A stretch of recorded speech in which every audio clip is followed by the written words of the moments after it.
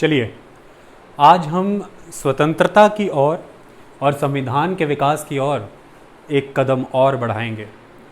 देखिए, अब तक की हमारी ये जो लेक्चर सीरीज़ आपके पास आ रही है, इसमें हमने आपको सभी डिफरेंट डेवलपमेंट्स, चाहे वर्ल्ड वार 2 1939 सितंबर की बात हो, चाहे उस समय में कांग्रेस का एक बहुत ही स्ट्रिक्ट स्टैंड हो कि इंडिया के विश के अगेंस्ट जा कर के क्यों बिना इंडियन कंसल्टेशन के वर्ल्ड वार 2 में ब्रिटिशर्स ने इंडिया को इंडक्ट किया, चाहे फिर 8 अगस्त 1940 का गवर्नर जनरल के द्वारा एक ऑफ़र प्रोवाइड करना, जिसे आप अगस्त ऑफ़र के तौर पर जानते हैं।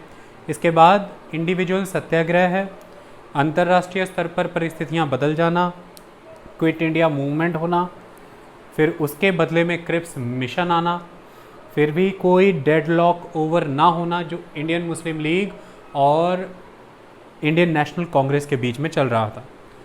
अंततः चीज़ें आगे बढ़ी। गांधी जी के प्रयासों से कोशिश की गई कि इनमें कोई ना कोई प्रोविज़न इंड्यूस किया जाए और इस कॉन्स्टिट्यूशनल डेडलॉक को ख़त्म किया जाए। ऐसे में राजगोपालाचारी फार्मूला मार्च 1944, लेकिन उसमें भी किसी तरह का सल्यूशन ना निकलना और सीक्रेट डेलीगेशंस के तौर पर, डेलिब्रेशंस के तौर पर लियाकत अली खान मुस्लिम लीग की तरफ से और भूला भाई जीवनजी देसाई इंडियन नेशनल कांग्रेस की तरफ से जनवरी 1945 में सीक्रेट डेलिब्रेशंस करते हैं, ऐसा कहा जाता है, जिसे देसाई लियाकत पैक्ट के तौर पर जाना जाता है। उसमें भी किसी तरह का हल ना निकलना। तो आज हम आगे बढ़ेंगे, जिसमें हमें मुख्यतः दो चीज़ों पर फोकस बड़े स्तर पर करना है। पहला है वेवल प्लान, जिसको बाद में जाकर के शिमला कॉन्फ्रेंस कहा जाने लगा, और दूसरा है कैबिनेट मिशन प्लान। एक जून 1945 के अराउंड ये वेवल प्लान का माहौल बनेगा और दूसरा जून 1946, हालांकि 24 मार्च 1946 को कैबिनेट मिशन प्लान भारत आया, लेकिन ये 1 ईयर का एक इनके बीच में गैप आता है। तो Wavell plan and cabinet mission plan, ये दो चीज़ों को फोकस पे रख के हमें चर्चा करनी है, लेकिन चर्चा केवल इन पर नहीं होगी, बहुत सारी चीज़ों पे और भी होगी। कौन से ऐसे बैकग्राउंड कंडीशंस हैं जो वेवल प्लान तक आपको लेकर के आई, फिर उसके बाद आपको कैबिनेट मिशन प्लान तक क्यों आना पड़ा, फिर यहीं से हम आगे बढ़ेंगे। तो फरवरी 1947 में क्लीमेंट एटली के द्वारा एक डिक्लेरेशन दिया जाता है, जो उस वक़्त के ब्रिटिश प्रधानमंत्री हैं, इसे एटली डिक्लेरेशन भी कहते हैं, जिसमें फाइनली ये कह दिया गया था कि जून 1948 तक अंग्रेज भारत से चले जाएंगे ट्रांसफ़र ऑफ पावर करके, और फाइनली माउंटबैटन प्लान। क्लीमेंट एटली का ये डिक्लेरेशन और माउंटबैटन प्लान हमारे इस लेक्चर के एजेंडे पे नहीं है डिटेल में, वो मैंने आपको एक सीक्वेंस में कॉन्सेप्ट बताया, उसे हम डिटेल में आगे आने वाले लेक्चर्स में लेंगे। आज का हमारा पड़ाव जो रहेगा वो कैबिनेट मिशन प्लान के तौर पर जाकर के ख़त्म होगा। अगर 2 लेक्चर बनाने पड़े तो 2 लेक्चर बना देंगे इसके, अगर डिटेल में जाता हुआ काम तो शुरुआत करते हैं। देखते हैं 1945 जून तक हमें आना है, वेवल प्लान तक, जिन दिनों में शिमला कॉन्फ्रेंस की शुरुआत होगी। जून 24, जिस दिन पहले ही मुलाकात कर ली गई थी जिन्ना, महात्मा गांधी और बाकी सदस्यों के द्वारा, जून 25 से ऑफिशियली इसकी शुरुआत होती है शिमला कॉन्फ्रेंस की, और ये 12 जुलाई तक वैसे चलती है। 14 जुलाई डेट इसलिए दी जाती है कि 14 जुलाई को फाइनली वेवल प्लान जो है वो शिमला कॉन्फ्रेंसेस के तहत उसे फेलियर बता दिया जाता है कि शिमला कॉन्फ्रेंसेस जो हमने की हैं उसमें कोई भी नतीजा नहीं निकल पाया, तो 14 जुलाई को ये हो जाता है। तो 25 जून से 14 जुलाई तक ये शिमला में कॉन्फ्रेंसेस चलती हैं। क्या है ये कॉन्फ्रेंसेस, क्या है वेवल प्लान, सारी कहानी समझेंगे। पहले हमें यहाँ तक पहुँचना है। आज जो हम लेक्चर दे रहे हैं मेनली इसके सेंटर में 2 इम्पॉर्टेंट ईयर्स हैं, 1945 टू 1947। 1945 से 47 के बीच का भारत आज हम चर्चा पे ले रहे हैं। यह भारत बहुत सारी चीज़ों से जाना गया है जो अभी के लेक्चर में आपको समझ में आ जाएगा। शुरुआत लेक्चर की, जैसा कि मैंने यहाँ पे पॉइंट भी लिख रखा है, इंट्रोडक्शन के तौर पर समझते हैं। देखिए, आप अब तक के लेक्चर से भली भांति इन चीज़ों से परिचित हो गए होंगे कि सेकेंड वर्ल्ड वार 1939 सितंबर, जिसमें एक्सेस पावर यानी कि जर्मनी, जापान और इटली, अलाइड पावर यानी कि ब्रिटेन, फ्रांस, बाद में यूएसएसआर एंड यूएसए भी इसमें एंटर हुआ। एक्सिस और अलाइड पावर्स के बीच में सेकेंड वर्ल्ड वॉर की शुरुआत होती है। सितंबर 1939 थर्ड को भारत के उस समय के viceroy governor general Lord Linlithgow Bharat को भी यानी कि इंडिया को भी इसका हिस्सा बना देते हैं, जो वॉर ब्रिटिश एम्पायर की तरफ से लड़ी जा रही थी। ऐसे में इंडियंस ऑब्जेक्शन रेज करते हैं। इस सारे प्रोसेस में इंडिया में 1939 से 1945 के बीच में बहुत सारे पॉलिटिकल माइंडसेट डेवलप हुए। बहुत सारे ऐसे सेक्शन ऑफ पॉलिटी हैं जो मैच्योर हुए। जैसे इस समय में आपको यह देखने को मिलेगा कि मुस्लिम लीग और इंडियन नेशनल कांग्रेस के बीच में मेन टसल रहती है। इसी समय के दौरान मुस्लिम लीग अपनी पाकिस्तान की मांगों को लेकर के बहुत स्टबर्न होती चली जाती है, क्लियर होती चली जाती है, अपना मास बेस भी बढ़ाती चली जाती है। 1940 मार्च के लाहौर सेशन में ही मुस्लिम लीग ने regional autonomy and religious determination की बात बहुत स्ट्रांगली की थी, जिसको ही पाकिस्तान की मांग का आधार माना जाता है। मुसलमानों की हुकूमत और लड़कर लेंगे पाकिस्तान जैसे शब्द आपको 1945 से 1947 के बीच में आकर के क्लियरली सुनने शुरू हो जाएंगे, जो जनता के बीच में गूंजे जाएंगे। ऐसे में इस 1939 से 1945 की पॉलिटिक्स का मेन आधार ये रहा कि जहां एक तरफ कांग्रेस के द्वारा एक यूनाइटेड इंडिया का जिक्र किया जा रहा था, जिसमें कांग्रेस अपना स्टैंड एक सेकुलर पार्टी की तरह रख रही थी, जिसमें उसका मानना ये था कि वो कंट्री के सभी रिलीजियस सेगमेंट्स को एक्सप्रेस करती है, रिप्रेजेंट करती है। वहीं यहाँ पर जिन्ना इस बात पर स्ट्रिक्ट थे, रिजिड थे कि टू नेशन थ्योरी को एक्नॉलेज किया जाए। मुस्लिम्स इंडिया की कोई माइनॉरिटी नहीं है, मुस्लिम एक नेशन है, एक कम्युनिटी है। जिस तरह से हिंदू नेशन एग्जिस्ट करता है उसी तरह से मुस्लिम नेशन भी एग्जिस्ट करता है, उसे माइनॉरिटी की तरह आप मत डील करिए। तो इस तरह से टू नेशंस को एक्नॉलेज किया जाए, एक हिंदुस्तान बने और एक पाकिस्तान बने। तो वो यूनाइटेड इंडिया के पक्ष में नहीं थे। वो सेकुलर भी खुद को नहीं कहते थे कि वो सभी भारतीयों को रिप्रेजेंट करते हैं, वो क्लियरली यह कहते थे कि वो मुस्लिम्स को रिप्रेजेंट करते हैं। लेकिन इसमें उनका ये कहना था कि वो भारत के सभी मुस्लिमों के सोल रिप्रेजेंटेटिव हैं। इसी बात पर कांग्रेस की ऑब्जेक्शन थी कि आप इंडियन ऑल मुस्लिम्स के सोल रिप्रेजेंटेटिव नहीं हैं। बड़े पैमाने पर कांग्रेस के भी बहुत से लीडर मुस्लिम हैं और वो भी मुस्लिम्स को रिप्रेजेंट करते हैं। कांग्रेस खुद एक सेकुलर पार्टी होने के नाते सबको रिप्रेजेंट करती है। डिप्रेस्ड क्लासेस और अदर माइनॉरिटीज़ जैसे कि Sikh, Indian Christians, Anglo Indians, Europeans, Parsis, इन सब के भी अपनी अपनी मांगें थीं, जो इन 1939 से 1945 के बीच में उभर करके आई। पॉलिटिकली चार्ज एटमॉस्फेयर में मांगें सबकी और सख्त हुई, हर कम्युनिटी बहुत ही डिटर्मिन्ड हुई। और इन सभी चीज़ों का कारण ये है कि 1939 ऑनवर्ड यह चीज़ क्लियर होने लगी थी कि आज़ादी अब ज़्यादा दूर नहीं है, आज़ादी जल्दी ही मिलने वाली है। तो ये एक इम्पॉर्टेंट एस्पेक्ट था। जब सबको ये दिखने लगा कि इंडिपेंडेंस बस नज़दीक ही है, तो हर किसी ने अब तक की उनकी जो डिमांड्स थी, चाहे वो सोशल, इकोनॉमिक, रिलीजियस, कल्चरल, कोई भी डिमांड हो, उसे पॉलिटिकल प्लेटफॉर्म पर बहुत स्ट्रांगली रखना शुरू कर दिया था इस समय के दौरान। ये एक इम्पॉर्टेंट एस्पेक्ट है। उसी को लेकर के फिर ब्रिटिशर्स के द्वारा जितने भी कॉन्स्टिट्यूशनल नेगोशिएशंस इंडिया के साथ किए जा रहे थे, तो हर सेक्शन जो अपनी अपनी एक पॉलिटिकल पार्टी के थ्रू रिप्रेजेंट हो रहा है या अपने लीडर्स के थ्रू रिप्रेजेंट हो रहा है, वो किसी भी तरह से आने वाले समय के आज़ाद भारत में, जिस भारत का निर्माण इस आधार पर होने वाला था कि अभी ब्रिटिशर्स के साथ किस तरह से ट्रांसफ़र ऑफ पावर के एग्रीमेंट होते हैं, या अभी ब्रिटिशर्स के साथ जो नेगोशिएशंस हैं उनके बेसिस पर किस तरह के कॉन्स्टिट्यूशंस आने वाले दिनों में डेवलप होंगे, इसी कॉन्स्टिट्यूशन, इसी ट्रांसफ़र ऑफ पावर के फॉर्मूला के बेसिस पर ही भविष्य का भारत तय होने वाला था। ऐसे भारत में हर कोई अपनी जगह तलाश रहा था और इसीलिए इस समय में उन सभी की मांगें मजबूत हैं। तो राजनीतिक तौर पर यह पीरियड ऐसा कहा जाता है कि पॉलिटिकल मैच्योरिटी का पीरियड है। बहुत सारे ideologies, mindset, communities, different segments, demands इस समय में मैच्योर होती आपको नज़र आएंगी। ये एक इम्पॉर्टेंट चीज़ है। कई कन्फ्लिक्ट्स राइज होंगे इस समय में, कई तरह के म्यूचुअल अग्रीमेंट्स भी होंगे। तो ये पीरियड कन्फ्लिक्ट्स एंड अग्रीमेंट्स का पीरियड है, ये इंपॉर्टेंट बात है। कई तरह से नेगोशिएशंस के दौर चलेंगे, जिसमें ब्रिटिशर्स इंडियंस के साथ नेगोशिएशंस करना चाहते हैं और एक पॉइंट पे ब्रिटिशर्स मीडिएटर हो जाएंगे। ऑल इंडिया मुस्लिम लीग और इंडियन नेशनल कांग्रेस के बीच में कि इनके बीच में, दोनों के बीच में सामंजस्य कैसे बिठाया जाए ताकि इंडिया को लिए एक कंसोलिडेटेड कॉन्स्टिट्यूशनल रिफॉर्म प्रोवाइड किया जा सके। हालांकि हमेशा से ब्रिटिशर्स ने यही कहा कि हम यह चाहते हैं कि इंडियन मुस्लिम लीग और इंडियन नेशनल कांग्रेस आपस में एकजुट होकर के आएँ ताकि हम इंडिया के कॉन्स्टिट्यूशनल प्रॉब्लम का कोई ना कोई सोल्यूशन प्रोवाइड कर सकें। हालांकि यह एटमॉस्फेयर भी ब्रिटिशर्स ने ही क्रिएट किया था कि इंडियन नेशनल कांग्रेस और ऑल इंडिया मुस्लिम लीग कभी भी एकजुट होकर के आ ही ना पाए। यह भी आपको पिछले लेक्चर्स में समझ आ जाएगा अगर आप उन्हें ध्यान से सुनेंगे। आज के लेक्चर में भी मैं इसका अंश लेकर के आगे चलूँगा। तो ये वो दौर है पूरा का पूरा 1939 से 1945 के बीच का। तो एक तरफ एक वर्ग एग्जिस्ट करता है जो अपने रिप्रेजेंटेटिव्स के वाया, जो अपने डिफरेंट पॉलिटिकल लीडर्स के थ्रू इन नेगोशिएशन के माध्यम से अपनी बातें आगे पहुंचा रहा है।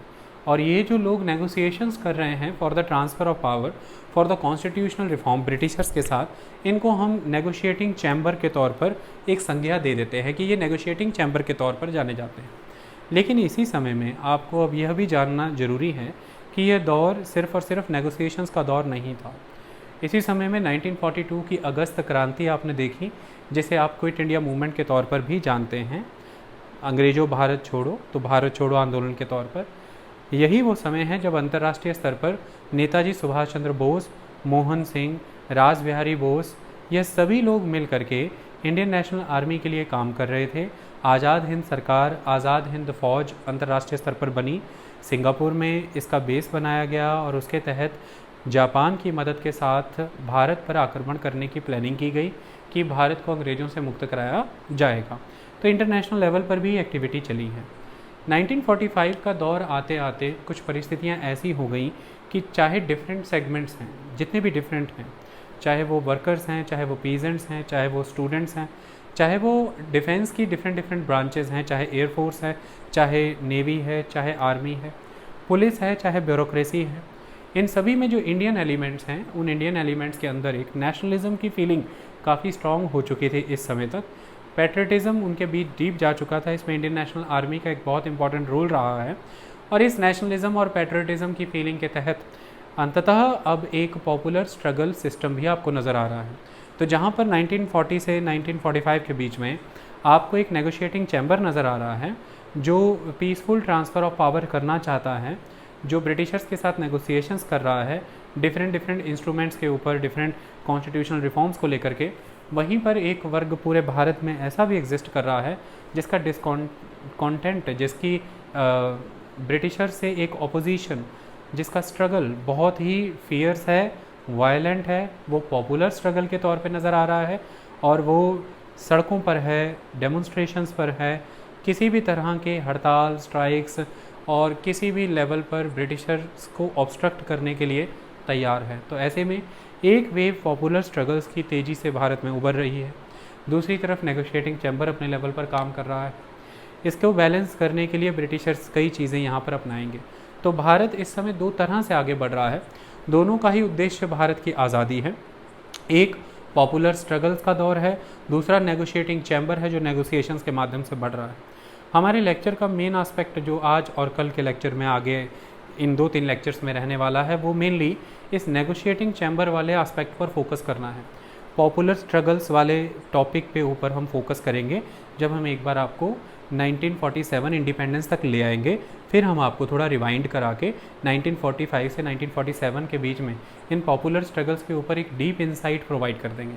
लेकिन हम जब आपको कोर्स वर्क समझाएंगे नेगोशिएटिंग चैम्बर का, तो उसमें पॉपुलर स्ट्रगल्स का जिक्र आता रहेगा रेगुलरली जहाँ जहाँ पर उसकी ज़रूरत है। अदरवाइज़ नेगोशिएटिंग चैम्बर को कौन सी शक्तियों ने बल प्रदान किया कि अंग्रेज़ों ने उनके साथ आकर के कॉम्प्रोमाइज़ किया, वो शक्तियाँ समझानी पड़ेंगी, वरना वो कोर्स वर्क भी आपको क्लियर नहीं होगा।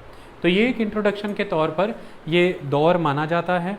डिफरेंट प्लान भारत में आ रहे हैं, उन प्लान से सफलता नहीं मिली और अब हम आगे बढ़ते हैं, देखते हैं कहानी क्या है। वर्ल्ड वार 2 के अपने इम्पैक्ट रहे हैं, बहुत इम्पॉर्टेंट। जब आप इस कोर्स को डिस्कस करने जा रहे हैं 1945 से 47, तो सबसे इम्पॉर्टेंट एक चीज़ ये बन जाती है कि आपको यह समझना होगा कि पिछले 2 डिकेड्स हैं, 1920 से 1930, 1930 से 1940, इंडिया के हालात क्या रहे, और उसके बाद ये जो वर्ल्ड वार 2 है इसका इंडियंस के ऊपर क्या इम्पैक्ट आया और इसका ब्रिटिशर्स के ऊपर क्या इम्पैक्ट आया। जब इसका इंडियंस पे इम्पैक्ट और ब्रिटिशर्स पे इम्पैक्ट आप समझ जाएंगे, वेवल प्लान तक हमें कौन सी कंडीशंस लीड करती हैं, कैबिनेट मिशन प्लान हमें तक लेकर के हमें कौन सी सिचुएशंस आती हैं, वो आपको बेटर अंडरस्टैंड हो जाता है। तो वर्ल्ड वार 2 का इम्पैक्ट ऑन इंडियन, इम्पैक्ट को ज़रा ध्यान से समझिए।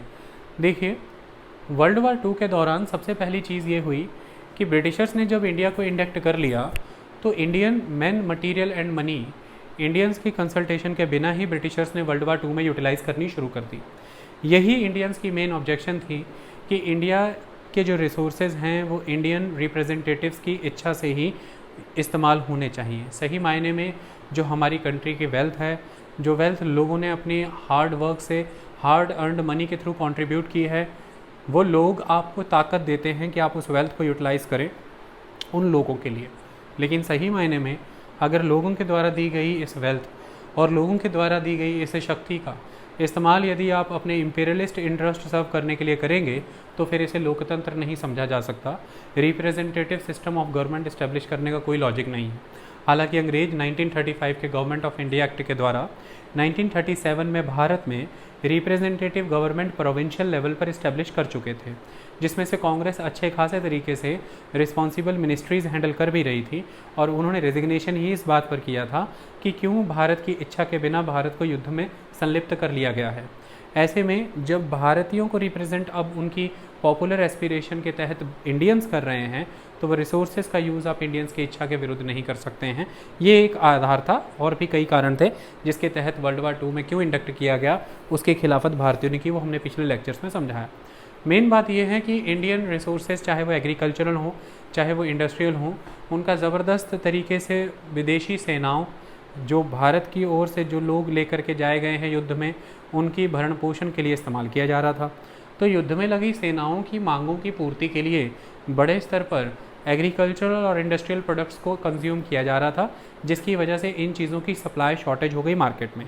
दूसरी इंपॉर्टेंट चीज़, क्योंकि ब्रिटेन से बड़े स्तर पर कंज्यूमर गुड्स भारत आया करती थी, वह कंज्यूमर गुड्स भी क्योंकि ब्रिटेन इस समय वॉर में लगा हुआ है, उनकी इंडस्ट्रीज़ की वो कंज्यूमर गुड्स उनके आर्मी मैन और उनके लोगों के लिए पर्याप्त हो रही हैं, कम पड़ रही हैं इनफैक्ट, तो वो भारत तो अब उसे भेज ही नहीं सकते हैं।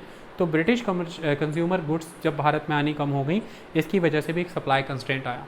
तो बड़े स्तर पर भारतीय वस्तुओं को विदेश ले जाया जा रहा है आर्मी के खपत के लिए, और विदेशी वस्तुएं जो भारत आया करती थी भारतीयों की खपत के लिए, उनमें भी कटौती हो चुकी है। इसकी वजह से एक सप्लाई साइड का कंस्ट्रेंट आ रखा है, जिसकी वजह से बड़े स्तर पर महंगाई हो रखी है इस समय में।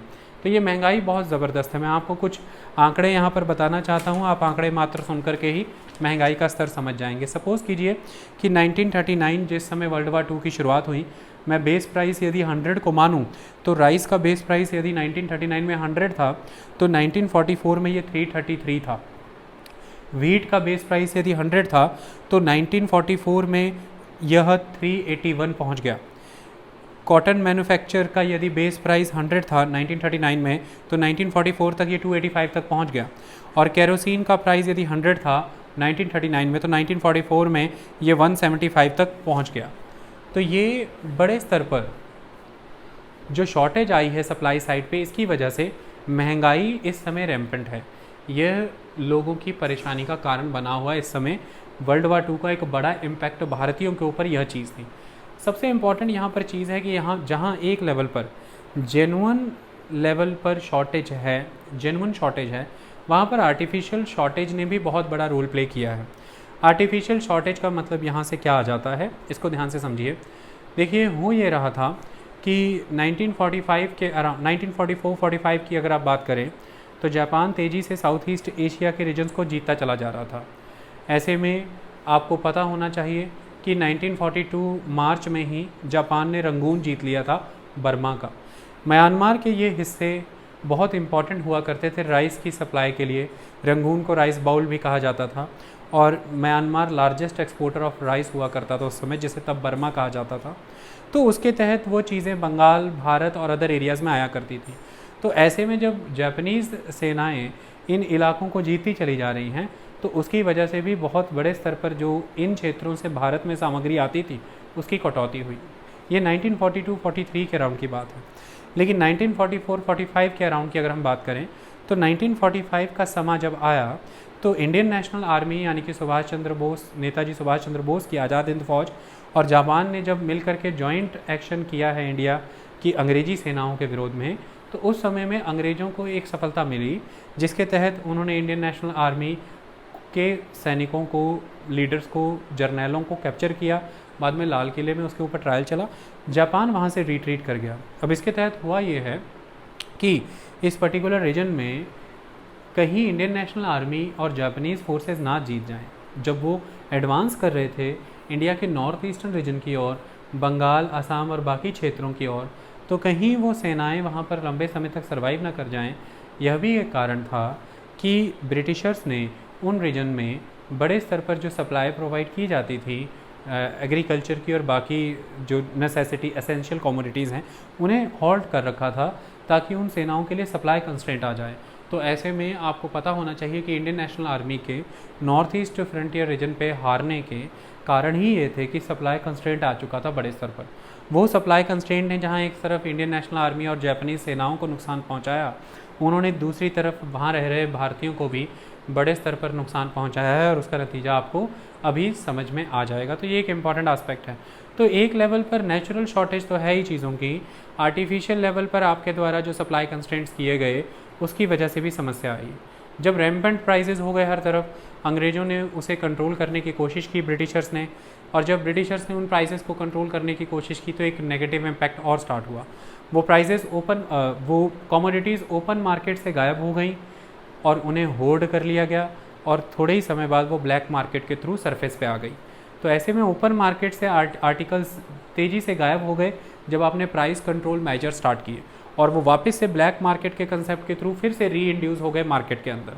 इससे हुआ ये है कि जो वॉर कॉन्ट्रैक्टर थे, जिनके ऊपर जिम्मेदारी थी ब्रिटिश सेनाओं को हर तरह की सामग्री पहुंचाना, जो होर्डर्स थे, जो ब्लैक मार्केटियर्स थे, इन सब के पास तो पर्याप्त आपूर्ति रही है, हर चीज़, हर कम्युनिटी इनके पास तो रही है, लेकिन आम जनमानस की रीच से ये बहुत बाहर रही हैं चीज़ें। कारण ही ये है कि एक लेवल पर पहले मिलिट्री सप्लाईज़ के तौर पर उनकी शॉर्टेज लोकल कंजम्पशन के लेवल पर रिड्यूस कर दी गई है। दूसरा, आपने इंटरनेशनल लेवल पर अपने north east frontier eastern region में इंडियन नेशनल आर्मी और जापानीज़ सेनाएं ना घर कर जाएं, वहाँ पर जीत ना जाए, उनकी सप्लाई काटने के लिए all in all essential supplies को रोक दिया। तीसरा, जब जापानीज़ सेनाओं का म्यांमार में कब्जा हो गया था 1942 मार्च के अराउंड, रंगून और बाकी क्षेत्रों में, उसके बाद से ही उनके द्वारा ही बड़े स्तर पर भारत में जो सामग्रियां वहां से आती थी जैसे कि राइस, उनको रोका गया था। तो सप्लाई कंस्ट्रेंट एक उस दौर में भी नज़र आ रहा था। और चौथा, अब आपने जब प्राइस कंट्रोल करना चाहा है, ऐसे में लगातार ओपन मार्केट से प्रोडक्ट स्क्वीज़ हो रहे हैं, वो ब्लैक मार्केट में जा रहे हैं क्योंकि होर्डिंग हो रही है, आप जमाखोरी कर रहे हैं और उस होर्डिंग के माध्यम से ब्लैक मार्केटियर्स के एंड पर ही वो प्रोडक्ट बहुत ही एग्जॉर्बिटेंट प्राइसेस में मार्केट में वापस से आ रहे हैं। ऐसे में पहले तो प्रोडक्ट दिखता नहीं है, अगर गलती से दिख जाता है उसकी कॉस्ट इतनी होती है कि उसे कोई ख़रीद नहीं पाता है। ऐसे में इन परिस्थितियों के साथ यदि कुछ और चीज़ें जुड़ जाएं, जैसे सबसे इम्पॉर्टेंट चीज़ 1941 ऑनवर्ड ही लगातार मानसून का फेलियर होना, रेनफॉल फेलियर हो जाना, तो ये एक इम्पॉर्टेंट चीज़ है। सूखा भी पड़ रहा था। दूसरी इम्पॉर्टेंट चीज़, ब्रिटिश ऑफिसर्स के द्वारा क्राइसिस मैनेजमेंट प्रैक्टिसेस प्रॉपर नहीं हो पाई, हर चीज़ बंगल हो गई। अगला इम्पॉर्टेंट आस्पेक्ट, जिन वॉर कॉन्ट्रैक्टर्स को या जिन आर्मी मैन को सप्लाई प्रोक्योर करके ब्रिटिशर्स को भेजना था, उनके द्वारा ओवर प्रोक्योरमेंट्स की गई उस लेवल पर। तीसरा, जिन सिविल ऑफिसर्स को एक जगह से गुड्स मूव करनी थी दूसरी तरफ, उनसे वो मूवमेंट प्रॉपर नहीं की गई, समय रहते गुड्स का मूवमेंट टाइमली नहीं हो पाया। ब्रिटिशर्स के सर्च अर्थ प्रोग्राम, जिनके तहत उन्होंने Japanese forces, Indian national army north eastern front से कहीं अंदर ना घुस जाएं भारत के अंदर, इसके लिए उन्होंने सर्च अर्थ प्रोग्राम चलाए और उसके तहत सेनाओं ने खेतों से हर जगह से मूव किया, बड़े पैमाने पर लोगों की फसलों का नष्ट किया।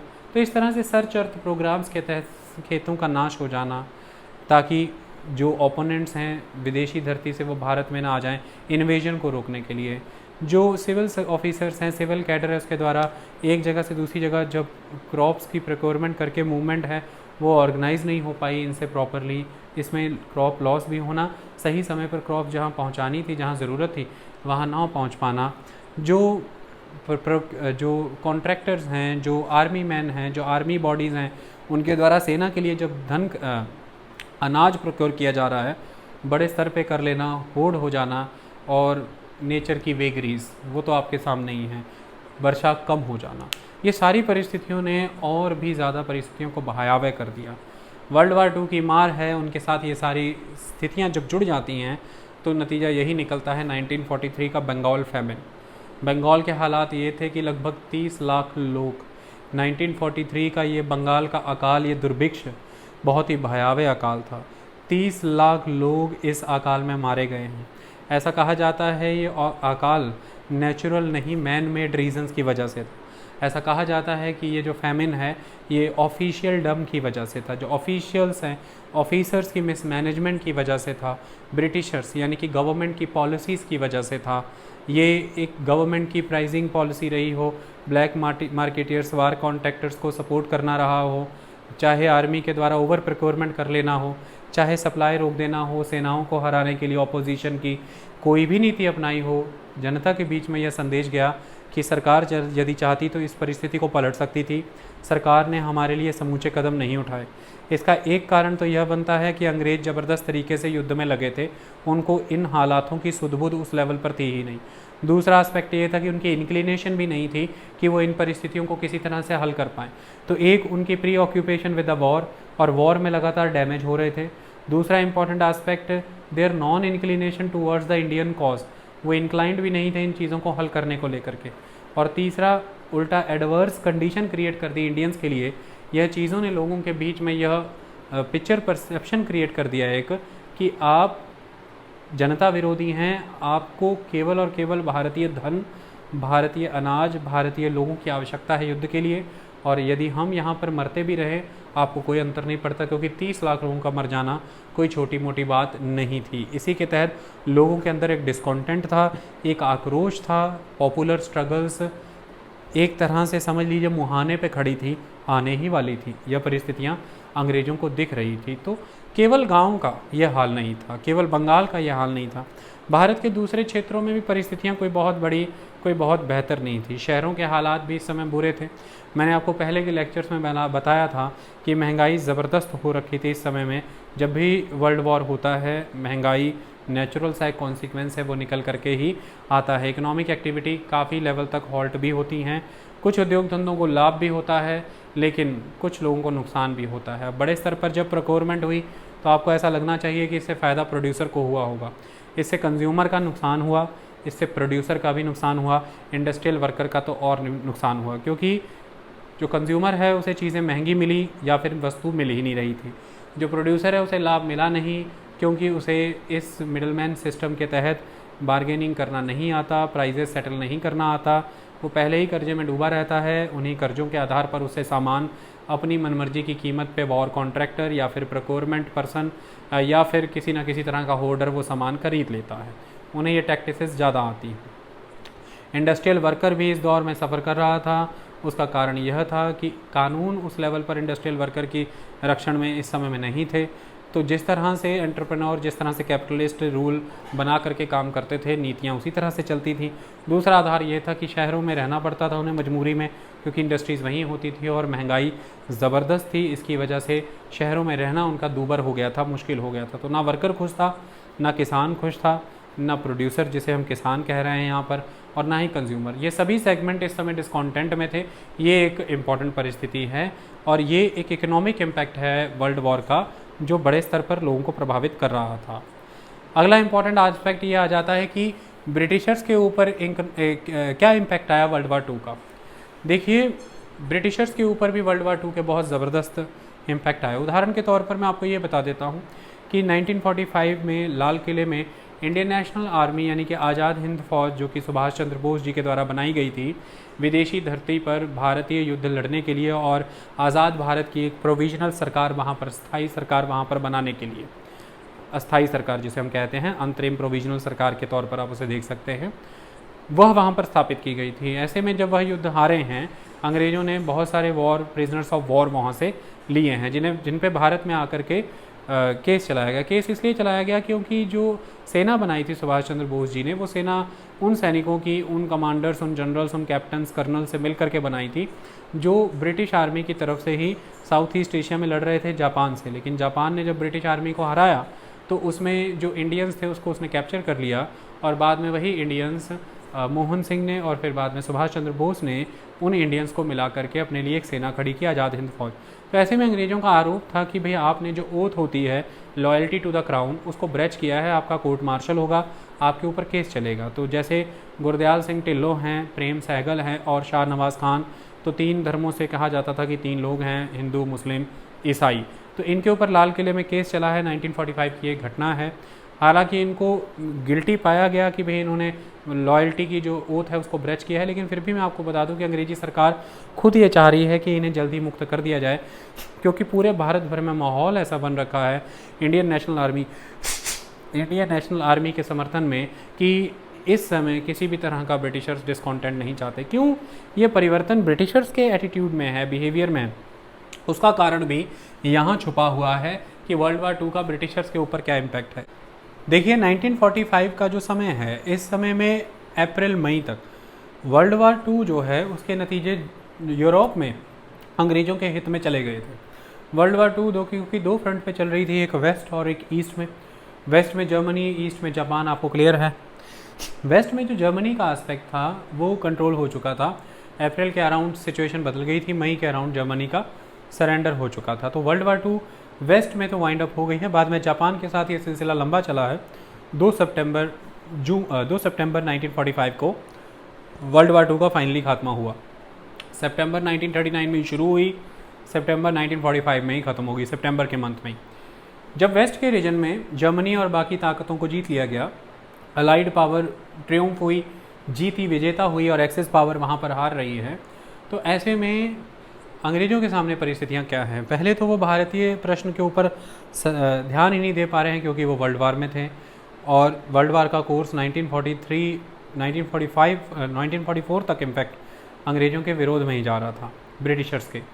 लेकिन 1945 में सिचुएशन बदलनी शुरू हुई और अब समय आ चुका था कि भारत की ओर देखा जाए, इस परिस्थितियों को सुधारा जाए, करेक्ट किया जाए एक लेवल पर, क्योंकि ब्रिटिशर्स को कुछ चीज़ें यहाँ पर अब नज़र आ रही थी, हालात बदल चुके थे। देखिए 1945 में वर्ल्ड वार 2 के जब नतीजे आए हैं अप्रैल मई के अराउंड वेस्टर्न फ्रंट के ऊपर, तो सिचुएशन वो नहीं रह गई जो पहले थी।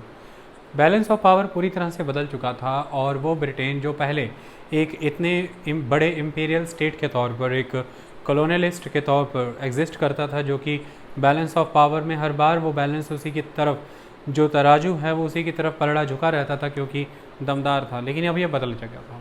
वर्ल्ड वार 2 के बाद हीरो बन करके उभरे हैं यूनाइटेड स्टेट्स ऑफ अमेरिका और यूएसएसआर। ये 2 ऐसी जगहें हैं, 2 ऐसे मुल्क हैं जो वर्ल्ड वार 2 में बैलेंस ऑफ पावर अपनी तरफ झुकाते हैं। तो ब्रिटेन अब उतना बड़ा प्लेयर नहीं रहा है, ये बात को आपको समझना होगा। इसी से चीज़ें, परिस्थितियाँ बदल जाएंगी। वर्ल्ड वार 2 के बाद ब्रिटेन की इकोनॉमिक कंडीशन बहुत ज़बरदस्त तरीके से नुकसान में चली गई, उसे अर्थव्यवस्था में बहुत भारी नुकसान हुआ है। वर्ल्ड वार 2 हुई, लंबे समय तक चली, तो अर्थव्यवस्था का नुकसान तो होना ही था। अभी कोरोना वायरस है, आपने देखा होगा 50 दिन तक लॉकडाउन लगभग चला है, तो 18 लाख करोड़ रुपए ऐसा कहा जाता है कि अर्थव्यवस्था का नुकसान हुआ। अंदाज़ा लगाइए कि लगभग 6 साल तक, 1939 सितंबर से 1945 सितंबर तक एक युद्ध चला हो, वो भी इतने बड़े स्तर पर, तो आपकी अर्थव्यवस्था को क्या नुकसान हुआ होगा। ऐसे में इकोनॉमी को लॉस बहुत हुआ था। फाइनेंशियली इंडिया की कंडीशन पहले के कंपैरेटिवली अब बदल चुकी थी वाइज़ाविज़ यूरोप, यानी कि ब्रिटेन। वाइज़ाविज़ का मतलब कि उनके मुकाबले कैसे बदल चुकी थी कि जो भारत पहले डेटर हुआ करता था ब्रिटेन का, अब सही मायने में वो क्रेडिटर है। और इस समय में ब्रिटेन को भारत के 33,000 मिलियन स्टर्लिंग पे करने हैं इंडिया के। ये एक बहुत इम्पॉर्टेंट आस्पेक्ट था। 33,000 मिलियन स्टर्लिंग्स इंडिया के पे करने हैं ब्रिटेन को, जो कि ब्रिटेन उस समय देने की परिस्थिति में नहीं था। युद्ध के दौरान भारतीय industrial goods, agricultural goods, man material, money जो यूज़ किया है ब्रिटेन ने, ब्रिटेन उसका देनदार था भारत को, और वह ये नहीं दे पा रहा था। इस चीज़ ने भी भारतीयों के बीच में बहुत बड़े स्तर पर डिस्कॉन्टेंट क्रिएट किया। यह भी एक आधार था महंगाई का, और यह भी एक आधार था लैक ऑफ रिसोर्सेज का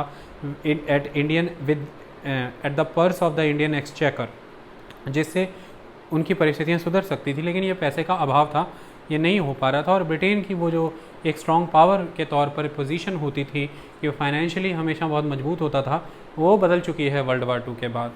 अगला इम्पॉर्टेंट कारण ये है कि जो ब्रिटिश सेनाएं, देखिए लंबे समय से, आप इमेजिन करिए 6 साल तक युद्ध में रही हैं, ब्लड है, बॉम्ब्स हैं, फायर्स हैं, बुलेट्स हैं, एवरीथिंग, कितने डिफरेंट क्लाइमेटिक रीजन्स हैं, कितनी डिफरेंट कंडीशंस हैं, उनमें एग्जिस्ट कर रही हैं। 6 साल के बाद वो सैनिक और एक भी दिन नहीं बिताना चाहते थे भारत जैसे मुल्क में, जिस मुल्क में उन्हें अब आगे आने वाले दिनों में यहाँ पर होने वाले पॉपुलर स्ट्रगल्स या फिर डेमोन्स्ट्रेशंस या फिर जितने भी ऑपोजिशंस या रेवोल्यूशंस हैं, उन्हें ही सप्रेस करना पड़ेगा।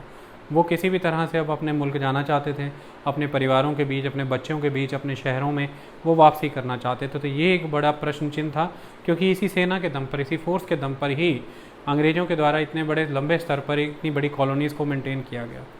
अगली बहुत बड़ा सवाल जो अंग्रेज़ों के सामने खड़ा था वो ये था कि भारत में इंडियनाइजेशन का एक फ़ेज़ ब्रिटिशर्स के द्वारा चलाया गया था। ये बहुत इंपॉर्टेंट फ़ेज़ था इंडियनाइजेशन का। इस फेज़ के तहत अब हुआ ये था कि सिविल सर्वेंट्स इंडियंस भी रिक्रूट हो रहे थे, आर्मी मैन भी इंडियन रिक्रूट हो रहे थे, एयरफोर्स में भी, नेवी में भी। और हुआ ये है इस समय में कि लगभग 547 ब्रिटिशर्स हैं सिविल सर्विसेज में और 614 के अराउंड इंडियंस हैं।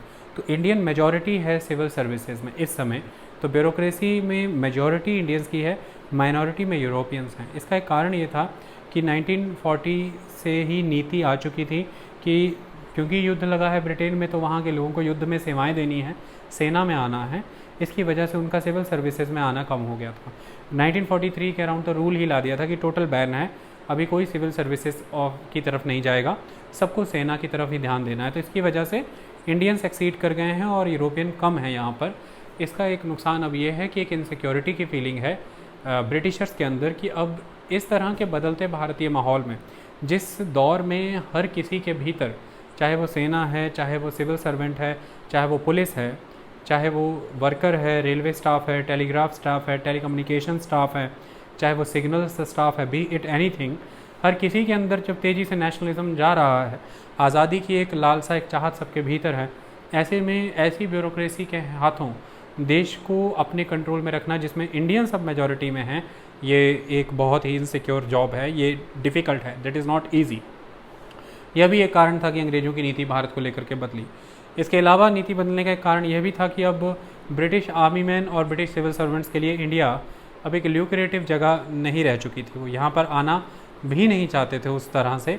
कारण ये हो गया था कि अब इंडियंस अवेकन थे, अवेयर थे। फिर हर रोज़ इंडिया में आए दिन कोई ना कोई स्ट्रगल था। और आपको पता है कि 1897 ऑनवर्ड्स इंडिया में एक रेवोल्यूशनरी ट्रेंड चला था, जिसके तहत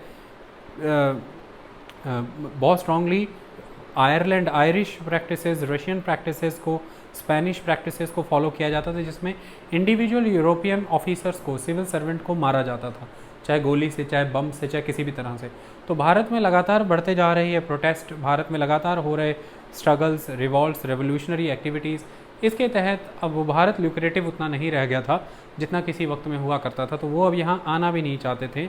यह भी एक इम्पॉर्टेंट आस्पेक्ट था, वो अपने मुल्क में ही रहना चाहते थे। अगला इम्पॉर्टेंट कंसेप्ट यहाँ पर ये हो जाता है कि जो बिजनेस एंटरप्राइजेज़ थी वह भारत अब उस तरह से नहीं आना चाहती थी, क्योंकि उन्हें ये पता था कि एक्सपेट्रिएशन अब ईजी नहीं हो पाएगी। पहले अंग्रेजी सरकारों को अपनी हिमायती बना करके नीतियाँ इस तरह से बनवा ली जाती थी, चाहे फिर वो one way free trade policy थी, जिसके तहत ब्रिटिशर्स प्रोडक्ट्स के ऊपर इंडिया में एंटर होने पे कोई इंपोर्ट ड्यूटी नहीं लगती थी, चाहे फिर वो गारंटीड रिटर्न पॉलिसी थी, जिसके तहत आप कितना भी इन्वेस्ट भारत करिए, जितना भी नुकसान में जाए कोई बात नहीं, आपको इंडियन ट्रेजरी से गारंटीड रिटर्न्स दिए जाएंगे। यह सब अब नज़र में आता था कि दैट इज़ नॉट पॉसिबल। तो वह एंटरप्रेन्योर्स, इंडियन इंडस्ट्री जो कि फर्स्ट वर्ल्ड वॉर से ही काफ़ी मजबूत हो चुकी थी, खड़ी हो चुकी थी, उनसे एक कंपटीशन भी मिल रहा था स्ट्रॉन्ग। भारत में अब वो परिस्थितियाँ भी नहीं थी जिसके तहत कि अंग्रेजी सरकार उनकी उतनी मदद कर सके। तो वो भी अब भारत उस लेवल पर नहीं आना चाहते थे, डायरेक्ट इन्वॉल्वमेंट नहीं रखना चाहते थे अपनी फ़िज़िकल प्रेजेंस के साथ। अंग्रेजी सरकार को भी अब ये दिखने लगा था कि हमारे अंतर्राष्ट्रीय स्तर पर जो हमारा इंटरनेशनल ट्रेड है, जिसे हमें इंडिया से स्पॉन्सर करते थे, चाहे चाइना से हम कोई भी सामान खरीदते थे, चाइनीज़ को बदले में हमें पे करना होता था, हम बंगाल के रेवेन्यू से उनका पैसा पे कर देते थे। इसी तरह से इंटरनेशनल लेवल पर हमारी जो परचेजेस थी इंडियन रेवेन्यू के दम पर हम उसे पे कर देते थे। लंदन में हाउस है, secretary for the state of India का दफ्तर है, लंदन हाउस के खर्चे कभी भारत से जाते थे, थोड़े समय पहले उसे बंद किया गया था। भारी भरकम लेवल पर सिविल सर्वेंट यहाँ रिक्रूट करने यूरोपियन, उनकी सैलरीज पेंशन्स यहाँ से जानी। आर्मी एक्सपीडिशंस हैं, उनका खर्चा पूरा भारत उठाएगा।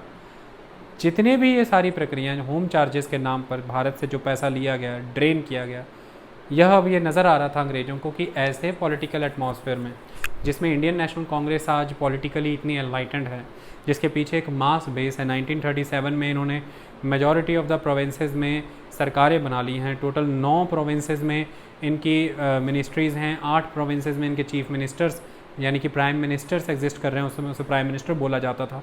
तो दैट इज़ नॉट पॉसिबल कि इतनी एनलाइटेंड पॉलिटिकली चार्ज एटमॉस्फेयर में इतने कद्दावर लोगों के बीच में नेहरू हैं, सुभाष चंद्र बोस हैं, मोहम्मद अली जिन्ना हैं, महात्मा गांधी हैं, राजगोपालाचारी हैं, भूलाभाई देसाई हैं, they are very, Tej Bahadur Sapru, V D. Savarkar, they are very enlightened person, Shyama Prasad Mukherjee, everybody, जितने नाम ले लूँ मैं कम है इनके, they are very enlightened person, they are very strong political leaders. तो इनके बीच में रह करके अब वो दौर नहीं रहा 1850 तक का, 1880 तक का, जिस दौर तक हमने भारतीय धन को लूटा है, नोचा है अपने निजी हितों के लिए। समय बदल चुका है, अब वो भारत में फ़ायदेमंद भी नहीं है, रुकना भी फ़ायदेमंद नहीं है। ऐसे में भारतीय धन अब हम बिना स्ट्रॉन्ग रीजनिंग के, स्ट्रॉन्ग रैशनल के, स्ट्रॉन्ग लॉजिक्स के अपने हितों में इस्तेमाल नहीं कर सकते। सवाल पाई पाई का देना पड़ेगा, क्योंकि लगातार 1909 के कानून से ही बजट के ऊपर भारतीयों को अधिकार मिलता चला जा रहा था, और 1935 के कानून तक आते हुए ये अधिकार काफ़ी हद तक मजबूत हो गया था।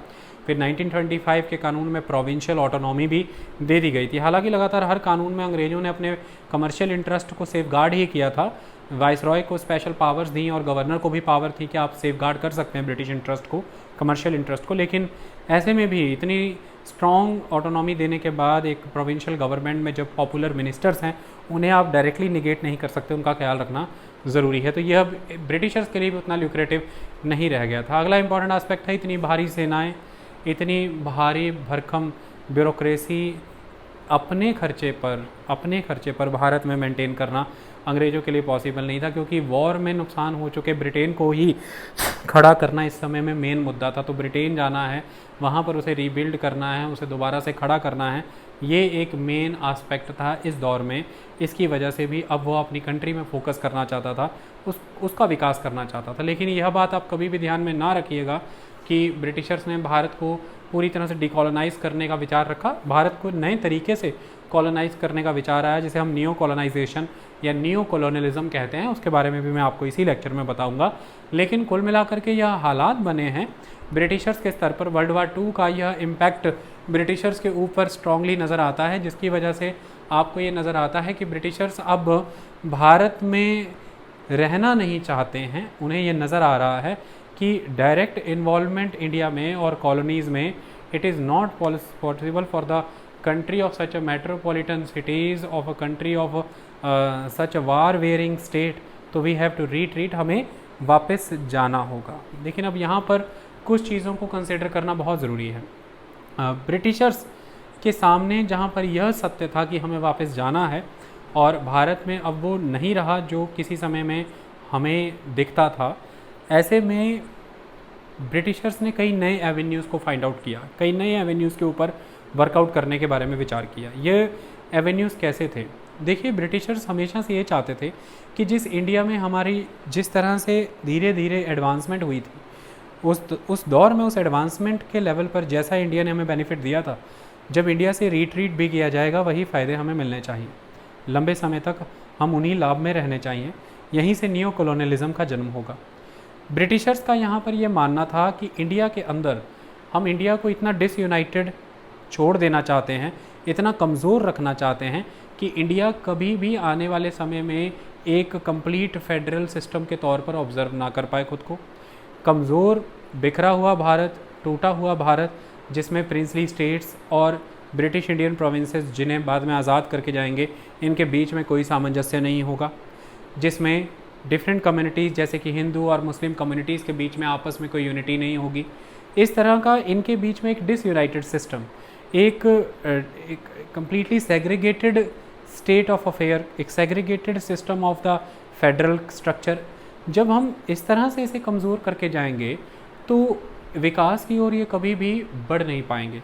साइंस एंड टेक्नोलॉजिकल इनोवेशंस ये नहीं कर पाएंगे, ऑलवेज वॉरिंग स्टेट में रहेंगे, आपस में लड़ेंगे।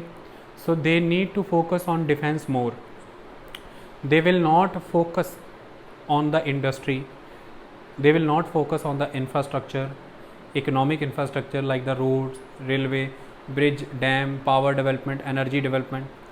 They cannot focus on the social development, social infrastructure like the education, health, sanitation and the welfare.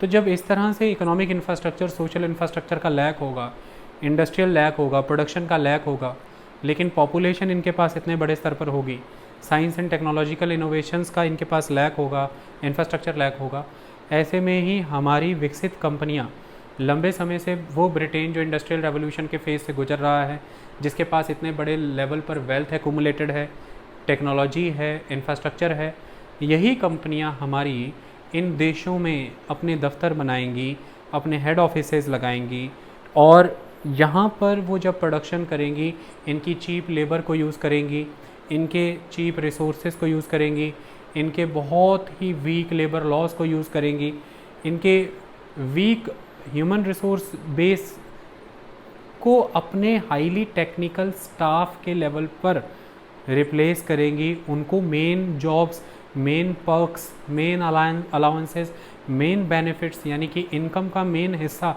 Appropriated towards the intellectual section of the Britishers हो जाएगा।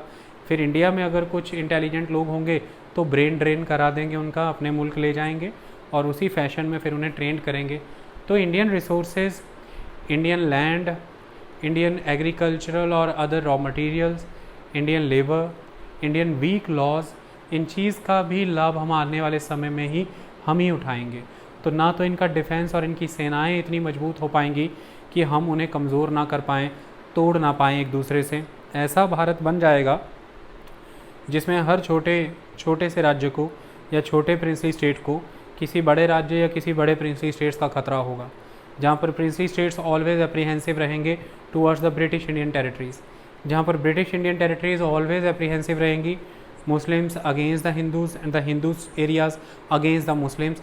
इस तरह से फार्मूला दे करके इसे खड़ा करके जाएंगे तो हम चाहे यहाँ डायरेक्टली रहे भी ना, लेकिन हमारे सारे कमर्शियल, इकोनॉमिक, पॉलिटिकल, डिफेंस, हर तरह के इंटरेस्ट आने वाले समय में भी पूर्ण रूप में भारत में सर्व होते रहेंगे। इसकी हमें कोई फिक्र नहीं करनी चाहिए।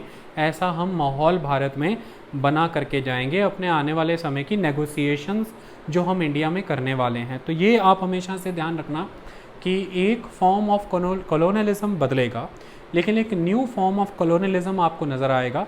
न्यू कॉलोनियलिज्म का दौर शुरू होगा, एंडलेसली चलता जाएगा और आज दिन तक चल रहा है। उसे किसी भी लेवल पर कंसीव करने से ब्रिटिशर्स चूके नहीं हैं, उन्होंने किया है। मैं यहाँ पर एक स्टेटमेंट पढ़ करके आपको बताना चाहता हूँ। ये एक इम्पॉर्टेंट स्टेटमेंट है, यहाँ पर समझिए। ये स्टेटमेंट दिया जाता है बहुत ही इम्पॉर्टेंट पर्सन के द्वारा। वो क्या कहते हैं?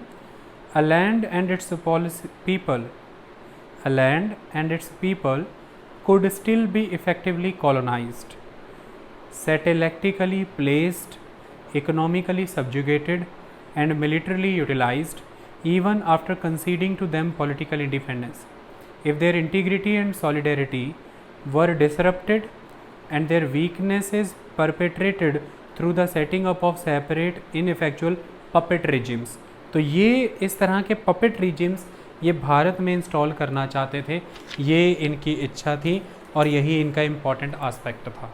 अब जब इस तरह का एक वीक स्टेट, एक न्यू कॉलोनियलिस्ट टेंडेंसी भारत में स्थापित करने की इच्छा अंग्रेज रखते हैं, जो अंग्रेज़ों का मानना है कि हम भारत को यह देख करके जहाँ से जाना चाहते हैं और परसेप्शन ये डेवलप किया जा रहा है कि हम आपको आज़ादी दे रहे हैं, हम आपके साथ पावर ट्रांसफ़र करना चाहते हैं। इस पपेट रिजिम में इंडियन नेशनलिस्टों को रहना बर्दाश्त नहीं था। वो ये नहीं चाहते थे कि इंडिया के ये जो रिजिम है वो पपेट हों, कठपुतलियाँ हों, यानी कि भारत के जो आज़ाद भारत की जो सरकारें हों, जो यहाँ के प्रिंसेस हों, वो अंग्रेजी कमांड की कठपुतलियों के तौर पर काम करें और हम जिन्होंने इतने लंबे समय तक स्वतंत्रता संग्राम चलाए, हम उन कठपुतलियों के अधीन होकर के कार्य करें, यह भारत में नहीं होगा।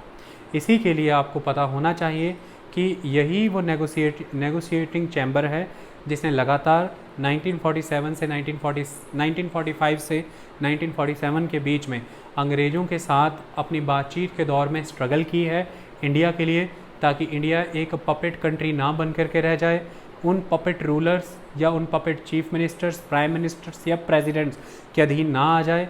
और आपको पता होना चाहिए कि वर्ल्ड वार 2 ख़त्म होने के बाद अधिकतर मुल्क जो बने थे या तो वहाँ पर